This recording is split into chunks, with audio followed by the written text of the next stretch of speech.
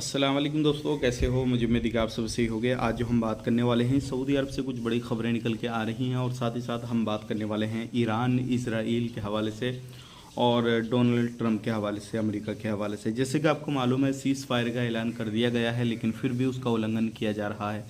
किसकी तरफ से, वो जानकारी आपको मिलने वाली है। और यहाँ पर अगर आप सफ़र करने वाले हैं उसके हवाले से बात करेंगे।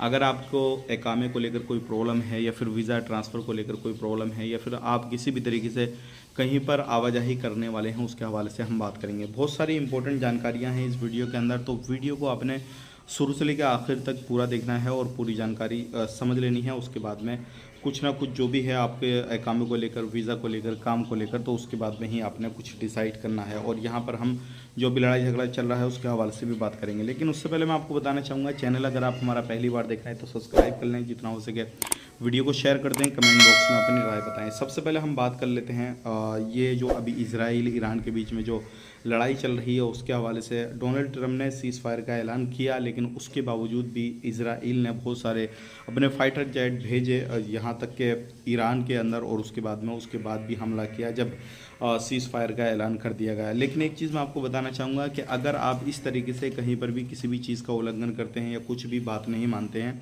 तो इस चीज़ को लेकर डोनाल्ड ट्रंप ने नाराज़गी भी जो है वो दिखाई है, जताई है और काफ़ी फटकार जो है इजराइल को लगाई है। लेकिन एक चीज़ मैं आपको बता देता हूँ, चाहे वो कितना ही जो है हमला कर लें, लेकिन ईरान भी पीछे हटने वाला नहीं है। जैसे ही सैटेलाइट के ज़रिए कुछ चीज़ों को देखा जाता है तो पता ये लगता है कि दोनों तरफ बर्बादी जो है वो बराबर हो रही है। और जैसे ही सीज़ फायर का ऐलान किया गया, जो महंगाई थी ऑयल को लेकर वो बढ़ रही थी 3%, तो उसमें गिरावट नज़र आई है। और भी बहुत सारी चीज़ें हैं, जैसे कि हर तरफ जो है आपको मालूम है, चारों तरफ जब हवा चलती है या फिर आग लगती है, जब हवा चलती है, चारों तरफ चिंगारियाँ चलती हैं, तो उसको लेकर भी बहुत सारी कंट्रियाँ, जैसे कि लाइक कुवैत हो, सऊदी अरब हो, बहरीन हो, कतर हो, ये जितनी भी कंट्रियाँ हैं, ये आने वाले वक्त के लिए अगर ये कोई लड़ाई बड़े स्तर पर होती है, बड़े पैमाने पर लड़ाई चली जाती है किसी भी तरीके से, और इसमें और भी कंट्रियाँ इन्वॉल्व होती हैं, तो उस चीज़ को लेकर उन्होंने पहले ही तैयारी कर ली थी।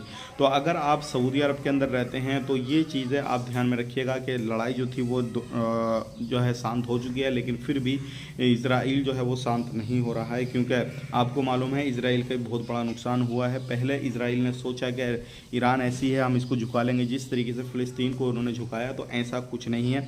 और अभी जो है इजराइल बुखलाया हुआ है। इसके बारे में आप क्या कहेंगे, कमेंट करके ज़रूर बताइएगा। और हो सकता है अगर जिस तरीके से ये हमला किया है, हो सकता है ईरान की तरफ से भी कुछ हमला किया जाए।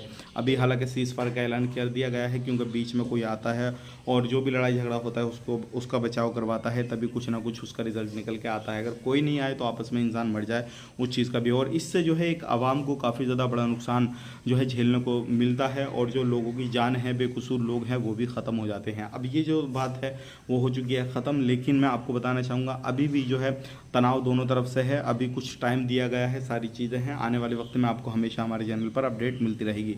अब बात कर लेते हैं, अगर आप सऊदी अरब के अंदर रहते हैं, आपका इकामा नहीं बना है, तो अपना इकामा ज़रूर बनवाइए, क्योंकि बिना इकामे की कहीं पे काम करते हुए पकड़े गए तो फिर आपके ऊपर बड़ा फ़ाइन लगेगा और आपको जेल के अंदर डाला जाएगा। हो सकता है फिर बाद में आपको जब डिपोर्ट किया जाए तो हमेशा के लिए फिंगर ब्लैक लिस्ट करके कर दिया जाए। इसमें अगर इकामा नहीं बनता है तो आपकी कंपनी, आपकी कफिल की कमी है, आप उनसे बोलें कि जल्द से जल्द आप हमारा इकामा बनवाएं, ताकि कोई भी प्रॉब्लम ना आए। ध्यान रखिएगा, जब भी आप सऊदी अरब के अंदर रहते हैं, कहीं पर भी कुछ भी अपने वीज़ा को ट्रांसफ़र करना चाहते हैं, एक कफिल से दूसरे कफिल के पास जाना चाहते हैं, या फिर अपनी कंपनी को चेंज करना चाहते हैं, तो कर सकते हैं।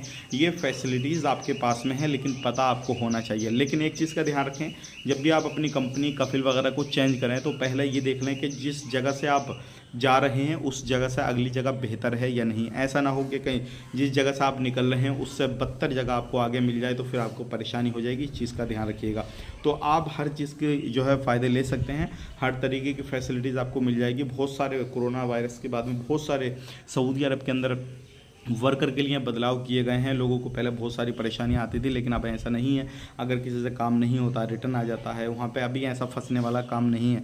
लेकिन जिस काम पे आप जाते हैं, एक बार क्लियर ज़रूर कर लें कि जिस काम पे आप जा रहे हैं वही काम आपको मिलेगा, नहीं मिलेगा। अगर काम चेंज हुआ तो वहाँ की गवर्नमेंट आपको इस तरीके की छूट नहीं देगी कि आप दूसरी जगह जाके काम कर सकते हैं, ऐसा बिल्कुल नहीं है। उसके लिए आपको जिस जगह पर गए हैं 6 महीना बिताना पड़ेगा। उसके बाद में आप अपना तनाजुल कहीं पे भी ले सकते हैं, कहीं पे जाके काम कर सकते हैं, लेकिन अगला स्पॉन्सर आपको अच्छा देखना पड़ेगा। तो आज के लिए यही वीडियो देखने के लिए बहुत बहुत शुक्रिया। चैनल को सब्सक्राइब कर लें। आप अपना ख्याल रखें, अपनी फैमिली और ख्याल रखें। Take care, bye bye.